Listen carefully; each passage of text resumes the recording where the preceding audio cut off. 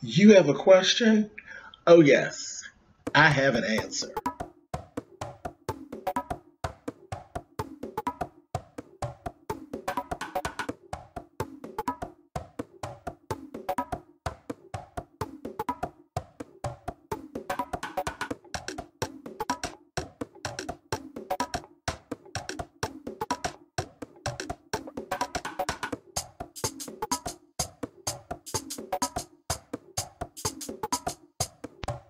Hey guys, thanks so much for clicking on the video and welcome to another episode of Ask James. Let's get into our email. Hey James, I like your reviews and my problem is that it's hard for me to let go of the past. Like for example, I had this cousin that wouldn't speak to me when she would come in the room every time. And I felt like she hated me. And to this day, I don't care for being around her. I'm a quiet person, and some of my family members love to give me a hard time because of that I feel, and those things still bother me. Proofread this stuff, y'all. And James, I want to know, do you think about the past and how do you deal with it? Okay. I got it. I think I got it all here. All right. So basically, you're having a hard time letting go of things that people did to you earlier on in your life. I definitely have issues with that. I have... If you've been watching me for any amount of time, then you kind of know that I have this kind of strange relationship when it comes to my family. My family was, for lack of better words, abusive. They were kind of abusive as I was growing up. As I got older, I started to realize that some of it I was going to have to let go because there was time of maturity that had to come into play. I have cousins that are younger than me, and I have cousins that are older than me. I kind of sit right in the middle. So the older ones kind of did a lot of picking. Okay, they did a lot of picking, and then the younger ones would follow the older ones. So, and we're talking, when I say the older ones, most of them are about between 6 and 10 years older than me. So there were things that were being said that a lot of times some of it I didn't even understand until I got to be, an older person myself, because it was this whole thing about me being gay and all of this. So a lot of those things that they were saying, I didn't even understand. And I actually wrote about this all in my book. My memoir, Boys Like Me. I kind of go through all of this and how I did this. But I went ahead and I really did I gave everybody pretty much a blank slate to work with. And I have to tell you, my family members, there are very few of them that actually passed the test. I said, okay, I'm going to drop all that because they've actually had time to mature in some of the dumb shit that they were doing, which they really should have been doing anyway, because you figure if I'm 7 and you're 17 and you're calling me faggots and carrying on, then you're pretty ridiculous at that point. But whatever. So I kind of, like I said, I cleared the slate and I let everybody go as adults, and I dealt with them as adults. And most of them I don't fool with to this day because they kind of play the game, but you know what I mean? They were still those nasty sons of bitches that they were in the first place. So it just depends on your family and how they act. And it's so funny, and I'm going to go into this, because when you say about the one cousin that didn't speak to you, okay, let's do this. I have a cousin. Boom. It's a girl. I have a cousin. She and I are literally, I'm going to say, about 7 or 8 years apart. we had no dealings, okay? She actually used to babysit me. You know what I mean? She babysat me because she actually has a brother that's the same age. She babysat me, okay? It was always an issue. It was always an issue. She was never nice to me. She was very mean to me. As I got older, you know, I got to a point where I was like, fuck you. You know, I learned my fuck you gene really, really early on. Okay, so about 10, 12, I'm like, fuck you. You know, and that's how it was. So when you say literally was around you and never said nothing to you, this is where we were. So I'm going to tell you from the age of probably 12 to the age of maybe, 17, 18, it was like that. Her and I would be in a room, we didn't say anything to each other. Like nothing. It was just like a known fact, child, I don't do you, and you don't do me, and it just was what it was.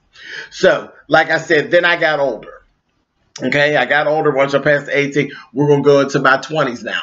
Now, in my 20s, 23, 24, and all this kind of carrying on, I've actually found myself into my careers as I'm moving. So now I've done this whole clean slate thing. She took advantage of the clean slate thing. Then, you know, basically befriended me. Couldn't get rid of you, okay? But again, I said, you know, it was fine. So I know the background, so I always pay attention to the background. We went through, we were really, really cool for quite a long time. Yet, there were still little slightings that would take place. She would do little stuff, and I would just excuse it and let it go and that kind of thing. But when it all boiled, long story short, it all boiled down to this day now, I really don't fool with her. I really don't fool with her. All of the mending of what went on, and I really was a very good friend to her after we, you know, after I squashed everything. I was a very good friend to her, okay? I'm not going to go into it, but I've done more things for her than she's ever done for me, okay? So, but then it all boiled down to you befriended me. You did all these things because there were things that you could get from me. I make clothes and I do hair. And I'm a giving person. I'm not this monster that you used to try to make me out to be. But then there was always these little failed miserably. Failed miserably. And I'm going to tell you, the one thing that drives me the most crazy is this statement here. You need to let go of the past. Do I? I need to let go of the past because it makes you look bad. If it was something that made you look good, then it's, oh, I loved it. You know, we reminisced about how great everything was, like Christmas memories. Oh, I love how Christmas was so good when I was a child. So you don't need to let go of all that. But stories of you ruining someone else's childhood, you need to let go of that. How does that work? How does that work? How does, and I'm going to give you a scenario, how does the rapist get to tell the rape victim, don't sleep around? I'm just asking. Protect you. That's the advice that I have. Protect you.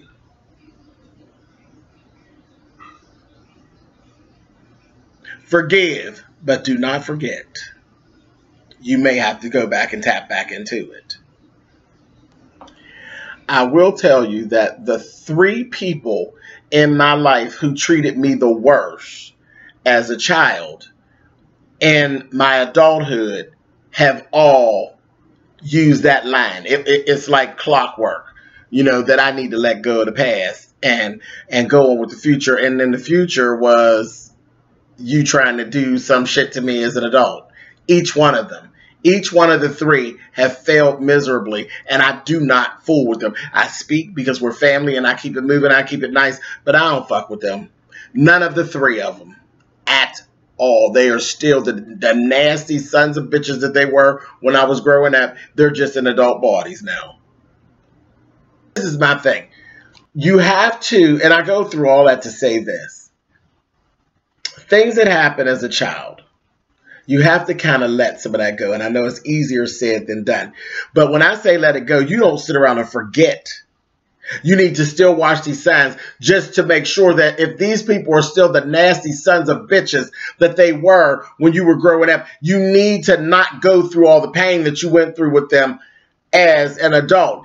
And I took too much of it as an adult. And like at this point, I really don't fuck with anybody. I really don't. And it didn't even have to be that way because all the signs were there and I kind of kept ignoring and kept making excuses for them. And my family, they just fucked up. It just is what it is. You know what I mean? And I'm talking cousins, aunts, uncles, you name it. When I got down to it, I just belonged to a nasty fucking family of bastards other than my mother. It's just, that's the way it is. So I'm going to tell you from my experience, give a clean slate for things that went on when you were a child. But don't forget, watch for the signs and then you be fair.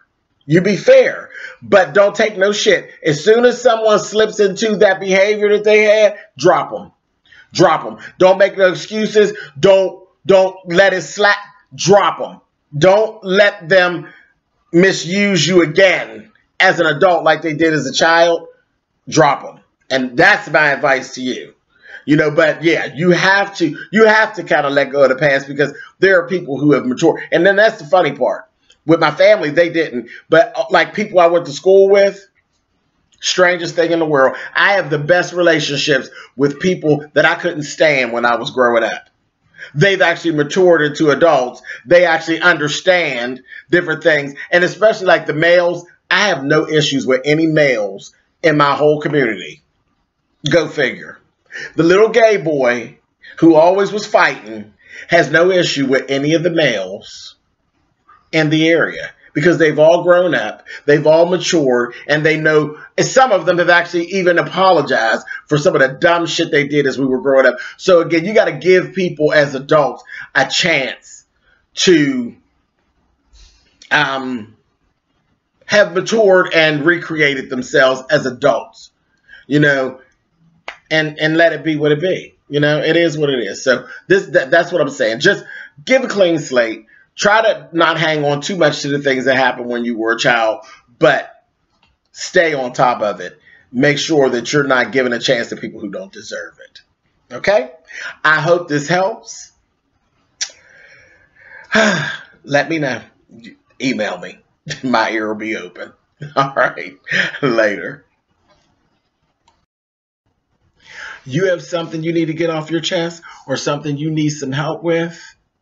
I'll give it my best shot. Send me an email to spillitboy@gmail.com, and in the title line, you want to put Hey James to make sure that I actually see it. If you don't put Hey James in the subject line, I'm not going to see it. It's going to continue to be an issue. So send me an email and we'll talk about it. Later.